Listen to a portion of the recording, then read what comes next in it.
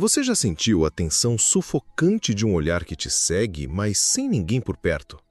E se eu te dissesse que estive cara a cara com algo que nunca deveria ter existido, preso em um objeto do cotidiano? Prepare-se, pois vou te levar para o meu quarto, onde um espelho antigo não reflete apenas a imagem, mas sim a sombra de um passado aterrorizante. O que vi através daquele vidro distorcido vai te fazer questionar sua própria sanidade. Ouse me acompanhar nesta jornada pessoal ao abismo. Você já viu algo inexplicável no seu próprio reflexo? Compartilhe sua experiência nos comentários e vamos desvendar juntos esses mistérios. Olá, amigos da escuridão e do inexplicável. Hoje, o palco do nosso terror é o mais íntimo e familiar dos lugares, meu próprio quarto. A história que vou contar não é sobre uma casa velha ou uma floresta sombria, mas sobre um objeto aparentemente inofensivo, um espelho antigo que herdei da minha avó. Prometo que ao final desta narração, você nunca mais olhará para seu próprio reflexo da mesma forma. Cada detalhe, cada arrepio que sentir será seu também. Prenda a respiração, pois a linha entre a realidade e a ilusão está prestes a se quebrar. Tudo começou há cerca de 6 meses, quando me mudei para o apartamento da minha avó após seu falecimento. Entre caixas empoeiradas e memórias de infância, encontrei um espelho de moldura escura e entalhada, guardado no sótão. Era lindo, com um ar vitoriano que me fascinou. Decidi colocá-lo no meu quarto, na parede oposta à minha cama, para dar um toque vintage ao ambiente. Mal sabia eu que aquele espelho era mais do que uma peça de decoração. Era uma janela para o inexplicável, um receptáculo de um terror silencioso que aguardava um momento de se manifestar. Nos primeiros dias, nada de estranho, apenas a rotina de desempacotar e organizar. Mas as noites começaram a ficar diferentes. Eu costumava ler antes de dormir, e foi durante uma dessas noites que notei a primeira anomalia. Pelo canto do olho, enquanto lia, jurei ver um leve vulto passar no espelho. Pisquei, olhei diretamente e nada. Cansaço, eu me disse, virando a página. Noite após noite, a mesma coisa. Pequenas distorções no reflexo, um flash de algo que não deveria estar ali, sempre no limite da minha percepção. Era como se o espelho estivesse respirando, mostrando algo brevemente antes de se recompor. A sensação de não estar sozinha no quarto se tornou constante. Uma presença fria e pesada pairava no ar, principalmente quando eu estava de costas para o espelho.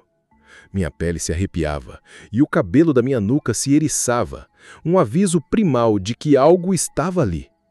Certa madrugada, acordei abruptamente. O quarto estava imerso numa escuridão quase absoluta, mas o espelho não estava completamente escuro. Havia uma luminosidade tênue vindo dele, um brilho esverdeado e doentio. E dentro desse brilho, meu reflexo não estava sozinho. Atrás de mim, no espelho, havia uma figura, alta e esguia, contornos disformes, mas inegavelmente humana, pairando sobre meu ombro. Não era minha sombra, não havia luz para projetá-la. Meus olhos se arregalaram em terror e um grito ficou preso na minha garganta. Aquela coisa me observava através do vidro. Seus olhos pareciam brilhar com uma intenção sombria. Eu prometo que na próxima parte vou detalhar o que aconteceu quando aquela figura no espelho se moveu e como tentei desesperadamente entender o que estava preso do outro lado do vidro. O terror me paralisou. Aquela forma disforme atrás do meu reflexo não era uma ilusão nem uma brincadeira da luz. Era real e se moveu. Lentamente, uma mão esguia e pálida surgiu do que parecia ser a escuridão atrás da figura e se estendeu, como se fosse tocar meu ombro no reflexo. Meu coração batia tão forte que eu podia senti-lo vibrar em minhas costelas. Fechei os olhos com força, apertando-os até doer, rezando para que fosse um pesadelo. Quando os abri novamente, a figura ainda estava lá, mas a mão havia recuado e o brilho esverdeado no espelho pulsava fracamente. As manhãs seguintes eram uma tortura. O sono não vinha e a paranoia se instalou. Eu não conseguia parar de olhar para o espelho, esperando que a figura reaparecesse. Durante o dia, ele era apenas um espelho antigo, bonito, mas carregado de uma história que eu agora temia. Comecei a pesquisar. Horas a fio em fóruns de ocultismo, bibliotecas digitais sobre artefatos amaldiçoados, tudo para encontrar algo, qualquer coisa, sobre espelhos antigos e entidades presas. Foi então que descobri as lendas dos espelhos portais. Objetos que, sob certas condições, podiam servir de ponte entre dimensões ou prender almas perturbadas. Uma noite, enquanto tentava relaxar lendo, senti de novo frio intenso no quarto. Olhei para o espelho. Lá estava ela. Mais nítida desta vez, com contornos quase definidos. Era uma mulher. Seus olhos eram fundos, vazios, e sua boca estava levemente aberta, como se estivesse tentando formar palavras, mas nenhum som saía. Ela parecia estar em um estado de agonia silenciosa, acorrentada ao vidro. Meu corpo tremia incontrolavelmente, mas, impulsionada por uma mórbida curiosidade, comecei a falar com ela. "Quem é você?" sussurrei, com a voz embargada pelo medo.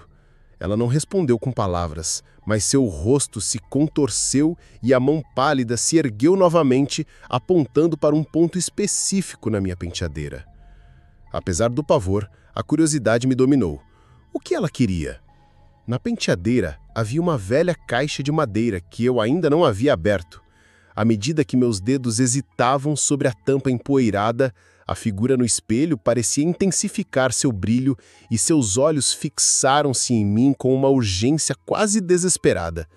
Eu prometo que na próxima parte vou revelar o que eu encontrei dentro daquela caixa e aterrissar de vez nos segredos mais sombrios da mulher presa no espelho. Minha respiração estava presa na garganta enquanto meus dedos tremiam sobre a velha caixa de madeira na penteadeira. A figura no espelho, a mulher pálida e agoniada, parecia me impulsionar com seus olhos vazios, quase suplicando. Engoli em seco e, com um clique suave, abri a tampa. O cheiro de pó e papel envelhecido subiu imediatamente, mas o que estava lá dentro fez meu coração afundar no peito. Era um diário, pequeno, com capa de couro desbotado e as páginas amareladas pelo tempo. Na primeira folha, uma caligrafia elegante e tremida. Diário de Elizabeth Thorne, 1892. O nome da minha bisavó. O choque me atingiu como um raio. O espelho era dela. E a figura? Poderia ser Elizabeth? A mão no reflexo da mulher pareceu se mover em um aceno afirmativo, e uma lágrima escorreu de seus olhos fantasmagóricos. Comecei a folhear o diário, e cada palavra escrita era como um eco do passado que se materializava no meu quarto. Elizabeth narrava uma vida de reclusão e tristeza profunda após a perda de seu noivo em um acidente trágico. Ela se isolou, e o espelho, uma herança de família, tornou-se sua única companhia. Mas as entradas começaram a mudar. Ela descrevia visões, a sensação de outros seres na casa, e como reflexo no espelho parecia se distorcer, mostrando rostos estranhos e vozes sussurrantes que a chamavam para o outro lado. Ela estava perdendo a sanidade ou algo mais sinistro estava acontecendo? O ar no quarto ficou mais denso e o brilho do espelho intensificou-se. A figura de Elizabeth parecia mais real, mais palpável, como se estivesse tentando se libertar. Eu li sobre as noites de insônia dela, as tentativas desesperadas de entender o que via no espelho, e sua crescente obsessão em se juntar àqueles que acenavam do além-vidro. Ela acreditava que eles eram as almas dos que partiram, e que o espelho era o caminho para reencontrar seu amor perdido. A penúltima entrada, datada de 1895, fez meu sangue gelar. Elizabeth descrevia um ritual. Um rito para abrir a porta do espelho, para finalmente cruzar. Eles me chamam, ela escreveu com uma letra quase legível. O brilho é tão forte. Eles me esperam. Minhas mãos tremiam tanto que quase deixei o diário cair. Na última página, apenas uma palavra, escrita com força. Finalmente. E nada mais. Era a despedida de alguém que havia mergulhado no desconhecido. Olhei para o espelho. A figura de Elizabeth estava estática, seus olhos fixos nos meus, mas uma expressão de pavor inconfundível se desenhava em seu rosto etéreo.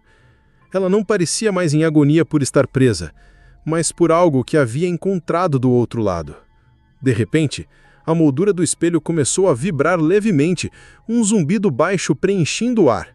O brilho esverdeado se intensificou a ponto de cegar, e por um milésimo de segundo vi não apenas o reflexo de Elizabeth, mas também inúmeras outras formas disformes, rostos contorcidos e bocas abertas em um grito silencioso, por trás dela puxando-a para o que parecia ser uma escuridão infinita.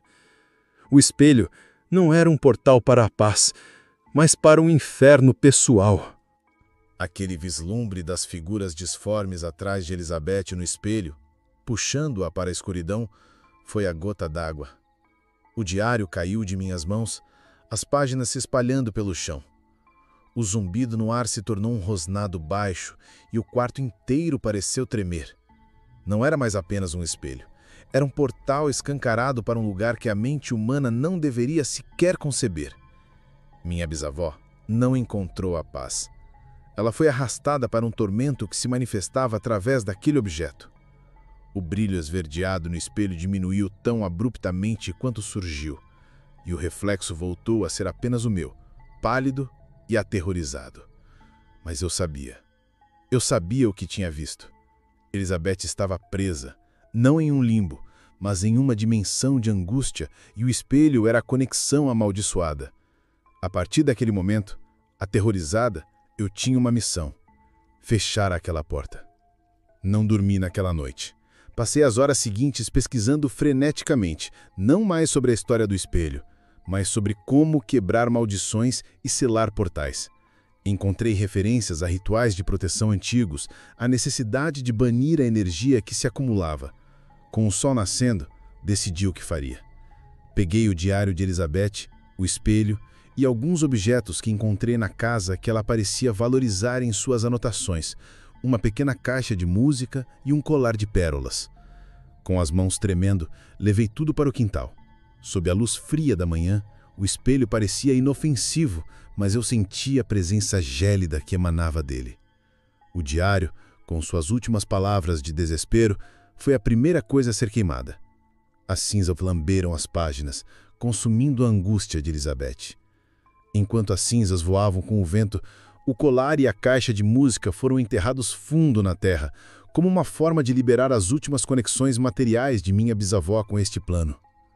Por fim, o espelho. Respirei fundo, sentindo um misto de medo e determinação. Ergui o objeto pesado e, com toda a força que consegui reunir, joguei-o contra a parede de pedra do jardim. O som do vidro estilhaçando foi ensurdecedor. Um grito final que ecoou no ar. A moldura se partiu. Os cacos de vidro se espalharam como estrelas cadentes e um arrepio final, ainda mais frio do que qualquer outro, percorreu meu corpo antes de desaparecer completamente. Desde aquele dia, o quarto voltou ao normal. O ar está leve, os sons são apenas os da vida e a sensação de ser observada sumiu. Nunca mais vi a figura de Elizabeth, nem os horrores que a puxavam. Mas a lembrança daquele espelho, das suas visões e do pavor que senti está gravada em minha alma. Aprendi que nem todo objeto é inofensivo e que algumas peças de herança guardam segredos tão profundos que é melhor deixá-los enterrados. E você? O que faria se um espelho em sua casa começasse a mostrar o que está do outro lado? Se essa história te deixou sem fôlego, não deixe de se inscrever no canal. A cada semana, mergulhamos nos recantos mais obscuros do inexplicável e você não vai querer perder o próximo mergulho no abismo. Ative o sininho para ser o primeiro a descobrir o que o terror ainda nos reserva.